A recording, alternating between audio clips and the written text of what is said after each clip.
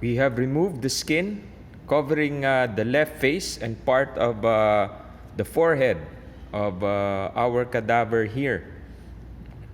The skin of the face is thin, and it also has a thin and almost non-existent subcutaneous layer. So upon removal, we have uncovered some of our muscles for facial expression here. Not only muscles for facial expression, we have also exposed some blood vessels and ducts. So let's discuss first the muscles for facial expression. So when we dissect dehydrated cadavers, like what we have here, it's really difficult to preserve the muscles for facial expression. So one end of those muscles may be attached to connective tissue and bony structures of the face. The other end of the muscles are attached actually to the dermis of the skin. That's why when the muscles contract, the skin of our face is contorted and or distorted. And we are able to make different kinds or types of facial expression. So for the muscles of facial expressions, we have groups of muscles that attach to the lower lip. They pull down the lower lip. There are muscles that are attached to the upper lip, to the skin around the nose, around the eyes, so on and so forth. So the muscles attached to the lower lip pulls the lower lip down, and they also pull the corners of our mouth down, and this allows us to frown, while those and they also help us open our mouth. The muscles that are attached area of the upper lip and also to the corners of the mouth, they allow us to smile.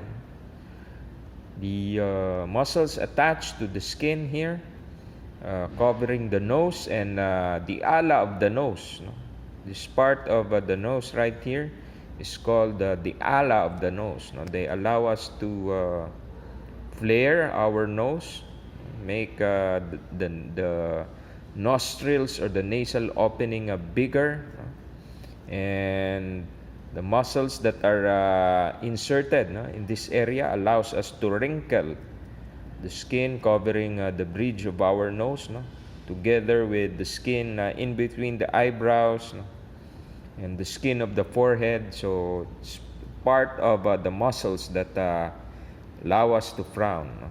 Again, the muscles inserted or attached to the upper lip and its corners, they help us smile and open our mouth as well. So the muscle whose fibers are arranged circularly here in the eyelids, they allow our eyelids to close. The muscles that open the eyelids are found deep to the eyelids, and they are not visible at this point in time. So let's identify some of the muscles. You can see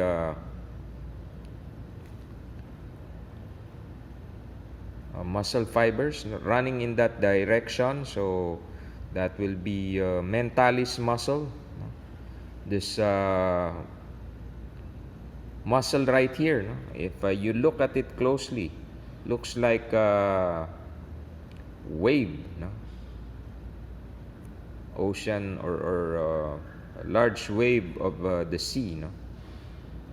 That's our depressor anguli oris,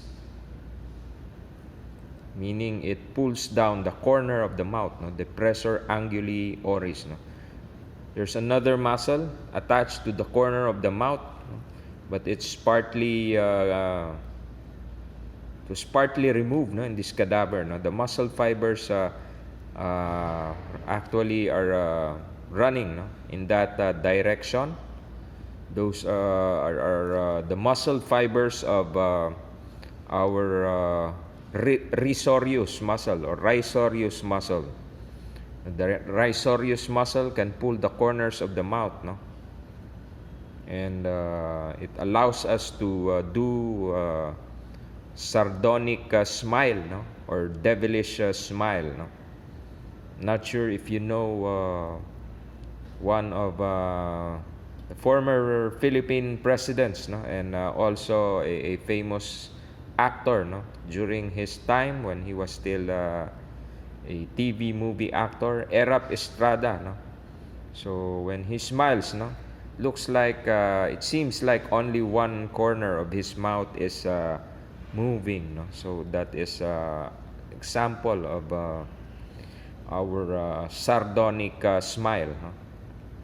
And then we have muscles right here attached to the corner of the mouth and the upper lip. Both of them are attached also right here at the cheekbone. So those are the muscles for smiling, no? The one that is going towards the corner of the mouth, that's the zygomaticus major, no? The more superior and medial, no? Attached to the upper lip, that's the zygomaticus minor, no? Then we have this muscle right here. This one is levator labii superioris, no? Meaning it pulls the upper lip superiorly, no? Or upwards. The muscles whose fibers are arranged circularly, the area of the eyelids, we call that the orbicularis oculi, no? Muscle mainly for closing the eyelid.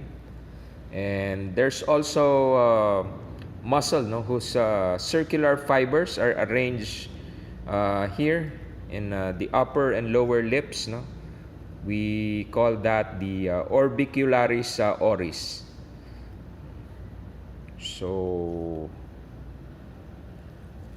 I'm not sure if you can see, no? We have narrow muscle fiber, no, running right here in this area of the nose, no?